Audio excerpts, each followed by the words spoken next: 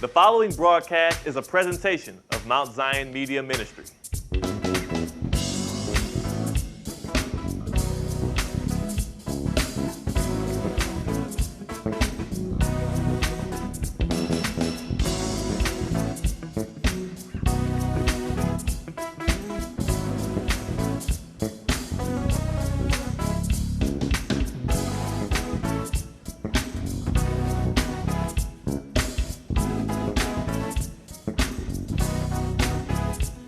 Third John. That's what the old people call it. New people call it the third epistle of John. And I want to read from chapter 1, which is the only chapter, and verse 2. And it says, "Beloved, I pray that you may prosper in all things and be in health, just as your soul prospers." Yeah, that's what I want to preach from today. And the subject of the sermon is a continuation of a message that we did on last week, and it's called Raising the Standard. On last week, I did a back-to-school message primarily for our members and suggested that going into this school year, we got to raise expectations. We raise them by first raising our level of expectations, raising our level of execution, and understanding that with God's help, we can do anything. We're looking for a better year than last year and the previous years. And so I want to continue that same theme, raising the standard. And for the young people, I want you to imagine this. Imagine that whatever that dream car of yours is, that you have it. And for most of you, it's a car that can really move at a fast pace. Imagine it's that Porsche, it's that Ferrari, it's that Maserati. And on the dashboard, there's 200 miles per hour. And you get out on the open road, and you get down on it.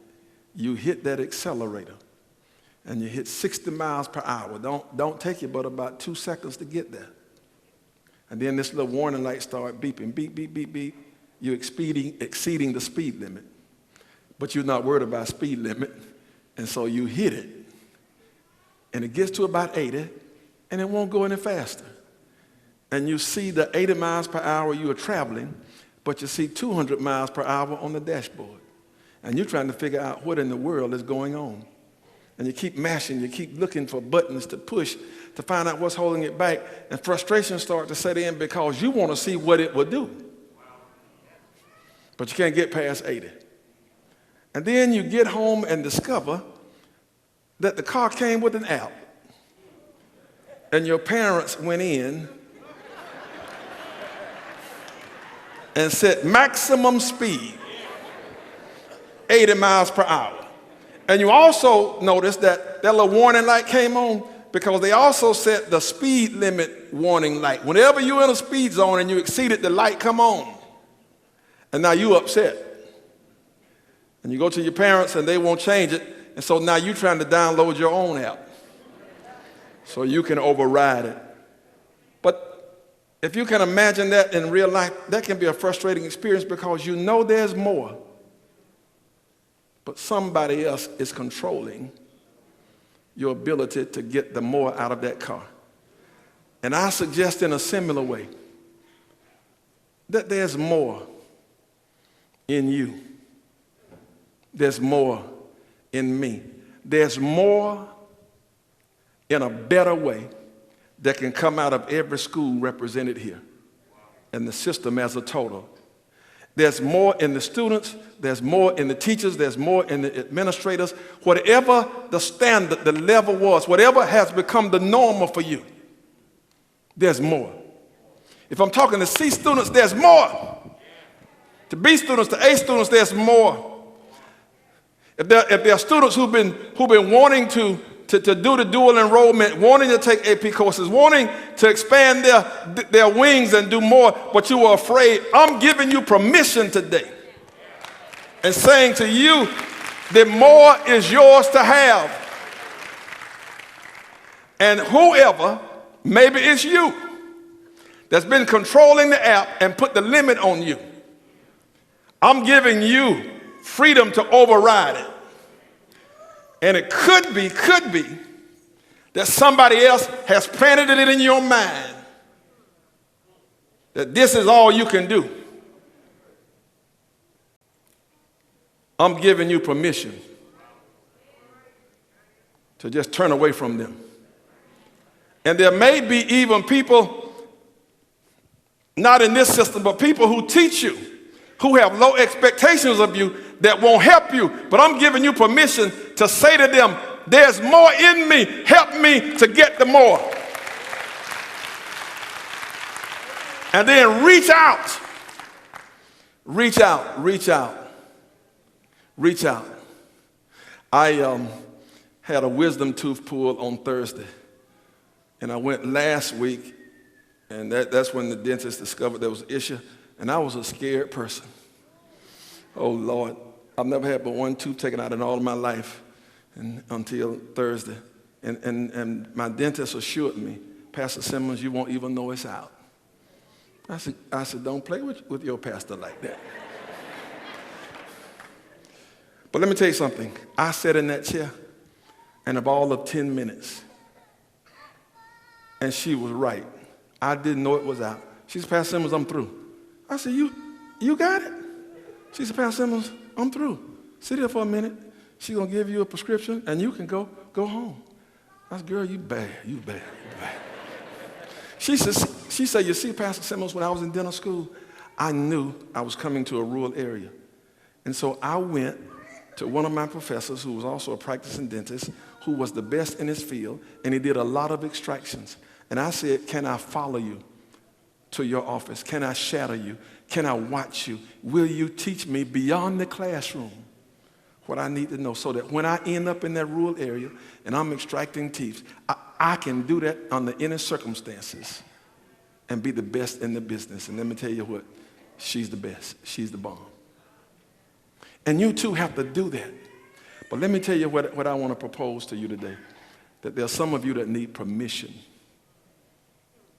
to excel. And I want to give it to you. I want to take the brakes off you. And one of the areas that I want to suggest that really breaks my heart, where brakes are put on you, and that's in church. In church, where people are caught up in religion, and they're caught up in this bent teaching. I won't call it false, but they have bent the gospel to make it mean what they want it to mean, so that it supports their efforts. And one of the things that some religious folk teach is that God does not want you to do well. That all you need to be worried about is going to heaven. I passed the church this morning on my way, and their marquee says, we are concerned about where you spend eternity. I am too. But God is not only concerned about where you spend eternity, God is concerned about how you live down here.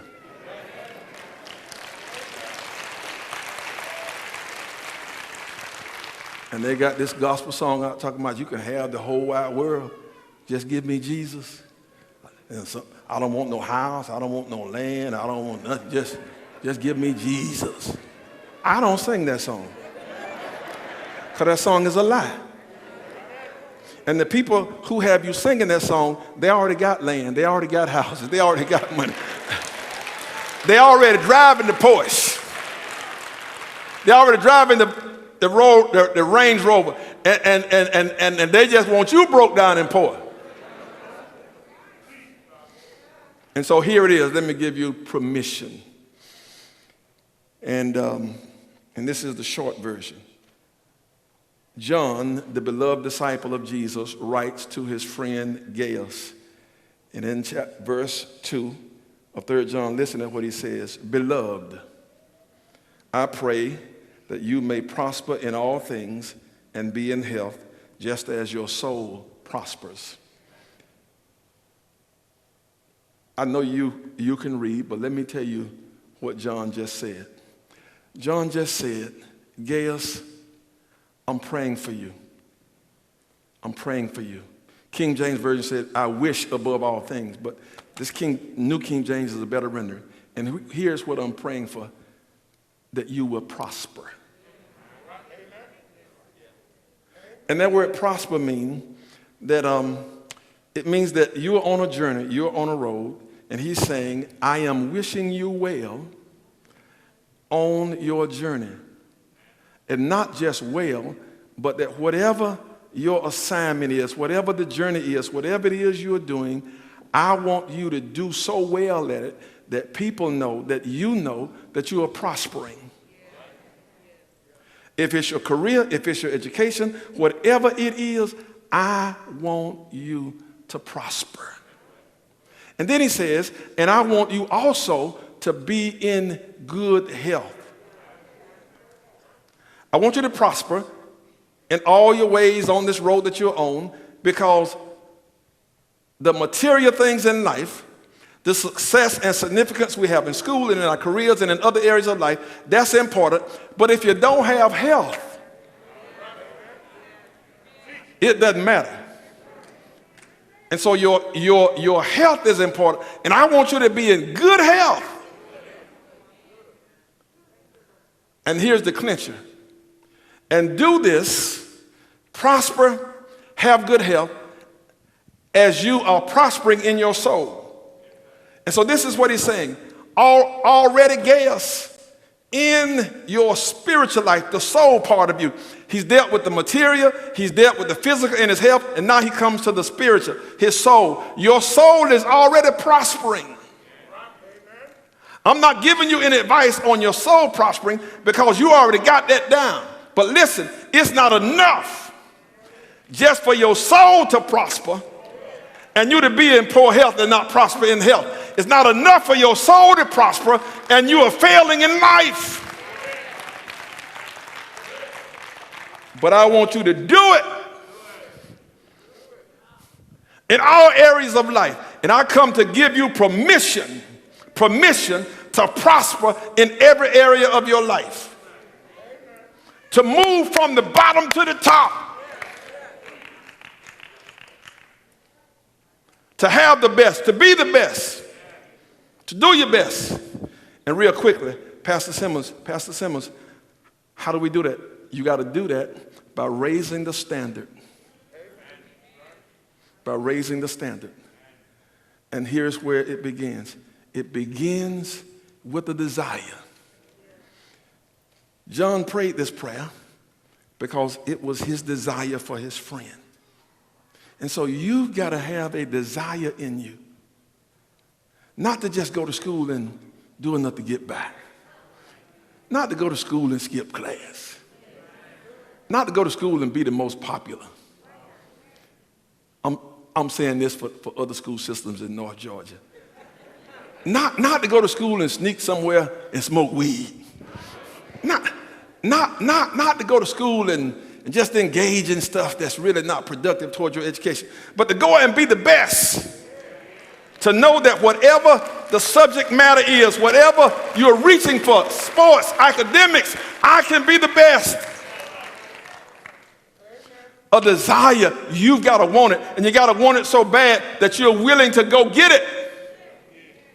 Because to want it and not be willing to do what it takes to go get it is not going to work. So it starts with a desire, but I need you to hear me and notice the order. The desire is for his friend. And this thing's work, it works when our desire is beyond just us. Look to your left and to the right. See that the person you just watched, you just saw. You need to have a desire that they prosper, that they do well. Yeah. And if you're a teacher, any student who enters your room, regardless of background, regardless of past experience, your desire ought to be that I help this child to prosper, that I help this child to have a healthy lifestyle and to prosper as their soul prospers. Because if you don't want it for them, they won't ever get it. And as you move on up the line, administrators and policymakers and board members and the superintendents, we all got to want them to have it. And again, this is for another system. They may have crazy parents somewhere else. That's what you call them, crazy parents. It doesn't matter. You want the best for them. They might come from a different background. They're not Jack and Jill children.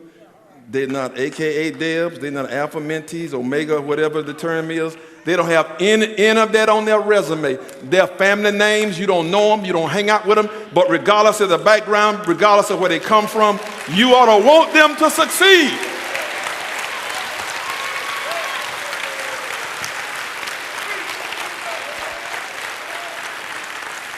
And as a church, as a community, I want you to succeed. We want you to succeed. That's why we got you here today. And at the same time, you want it for yourself. See, people with narrow minds, people who are insecure, the only somebody they want to be successful is themselves.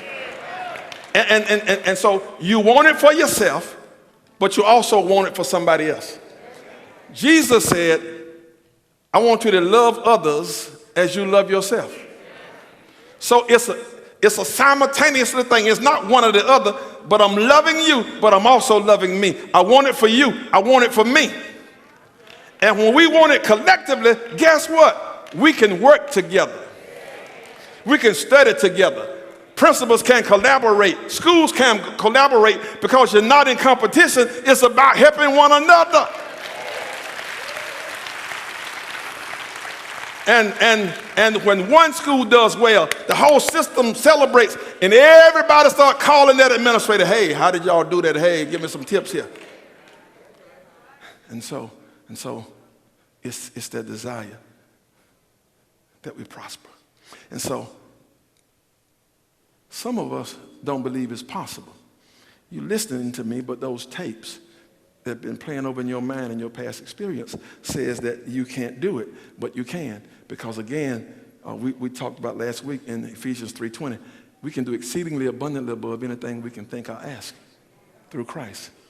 And so you believe it, that it's possible, that desire that you have, that God can do it for yourself and for others, and then we got to have some behavior change.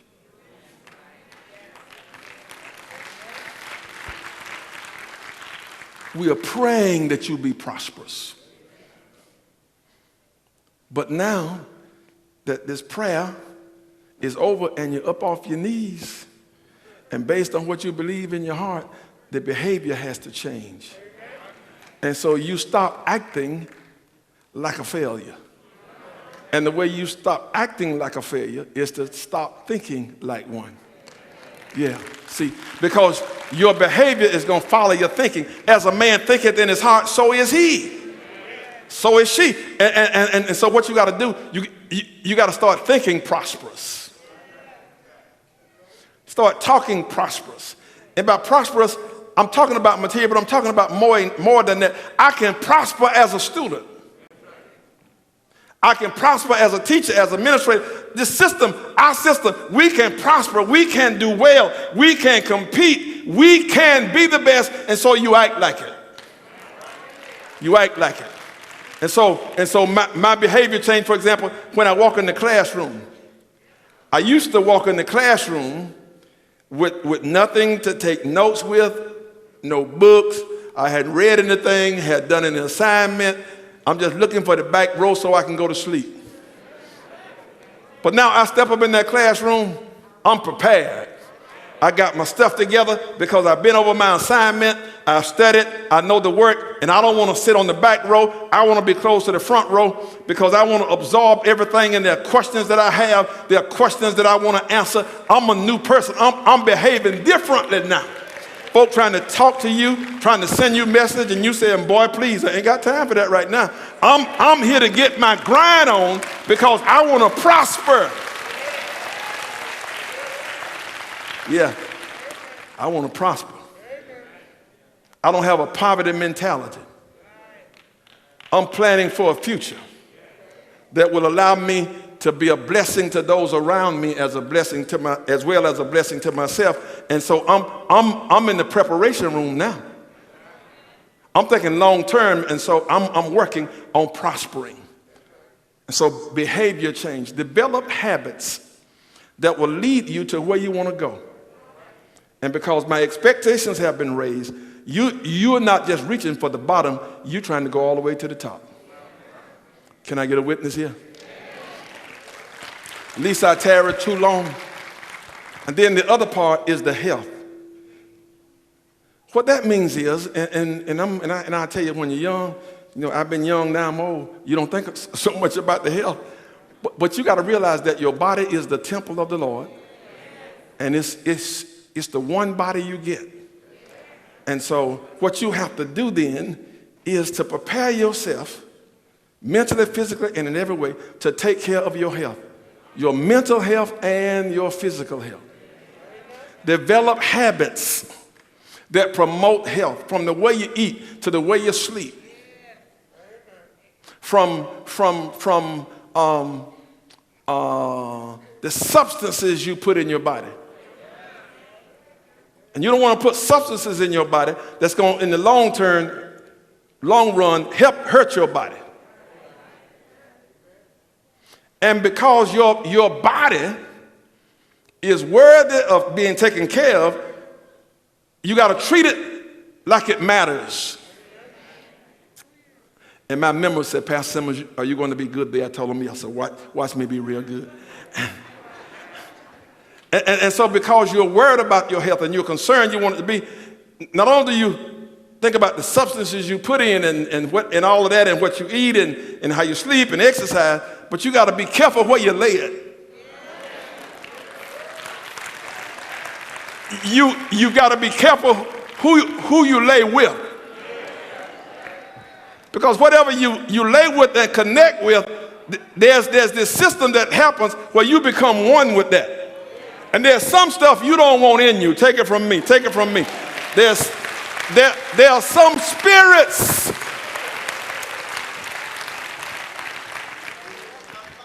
and if you pause for a minute and say no, you might think you're missing something now, but down the road you're gonna holler back at your boy and say, Pastor Simmons, I sure am glad I was at church that day, because I almost laid down with dogs and I would certainly be getting up with fleas right now. So thank you, thank you.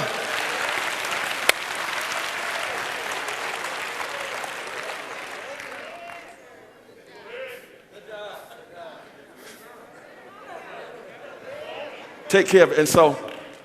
And again, he says, as your soul prospers. And here's the important thing. He says, I'm telling you about this other prosperity and the health because you've gotten the first thing right. And so what we have to do is make sure as people of God, and if you're not a child of God, you got a good chance to do that today, that we get it right. And you make sure your soul prospers. And how does your soul prosper? It prospers first because you have a relationship with God. And you've got Jesus Christ living inside you, with you. And listen, I am not talking about religion. I'm not talking about, being a part of a church and practicing all these traditions that people have. But I'm talking about you having a personal relationship with Jesus Christ. And yes, you connect with the church, but I'm not talking about the do's and the don'ts. I'm talking about a relationship where God builds you up, edifies you, where the church edifies you, where you become your best self. We're not talking about a religion that put limits on you, but I'm talking about a relationship that frees you.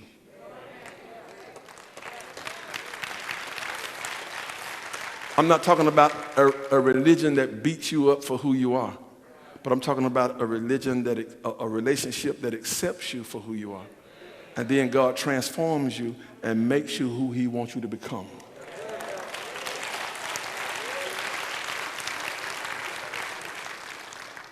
Yeah. I'm talking about a relationship where the God that you're in relationship desires that you prosper, desires that you be in good health, and has a desire that you have life and have it more abundantly. A God who says, if you seek first the kingdom of God, then all the other things that you need will be added. And for those of you who are younger, you don't understand it now. But let me tell you something about life and prosperity. There are seasons. And the season changes, and they bring different things in life. And so we got to remember, because we are prospering in our soul, here's a promise we have. In the first psalm, it talked about the person who's blessed. And then it says in that third verse, and he shall be like a tree planted by the rivers of water that will bring forth fruit in due season or every season. And the leaves shall not wither. And whatsoever he or she does shall prosper. Rewind, Pastor Simmons. There's going to be a season when you're going to be up and a season when you're going to be down. I see the football teams in here. You have rebuilding seasons. And you know you're going to lose going in, but you're building for the future. And so in every season, though, there's going to be prosperity where you're winning or losing. There are seasons you're going to be on top, seasons you're going to be on the bottom, seasons you're going to be well, seasons you're going to be sick, seasons your love life going to be good, seasons your love life going to be in the bottom, seasons when your money going to be funny, seasons when the money going to be right. Just it's going to be seasons. There are going to be seasons when everybody want to hit you up. They want to be your friend. They want to take you out. They want to hang out with you. And then there are going to be seasons everybody going to block you. They're going to unfriend you. And nobody going to want to deal with you. But in every season, he'll prosper. And I am getting ready to bring this to a close because in a minute we're going to recognize our schools, and we're going to give out some prizes. We're going to do some fun things, but let me just close with this. The standard can be raised for any of us. You hear what I'm saying? I don't care where you were last year. I don't care where you've been in the years before. You can elevate this thing. You can level up. You can do it. And all you got to do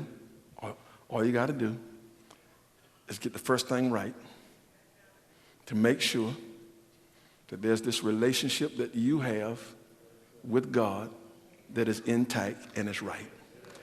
And I'm not, again, talking about religion where you come and you just make all these traditional changes and so forth. I'm talking about start working on that relationship. Got that? And then what I want you to know, too, is he will help you to prosper in all of your ways. On this journey called life, he'll help you to prosper. Develop some habits to bring about your prosperity, to bless others. They are moving now, but let me tell you what a good habit is. We wanted a drum line and didn't want to show favoritism. And so we invited drummers from all 3 high schools, and they came together to work.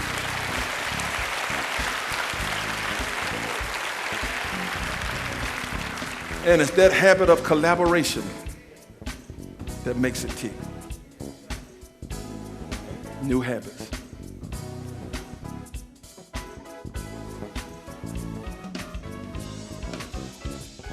Thanks for watching. Be blessed and continue walking in the light.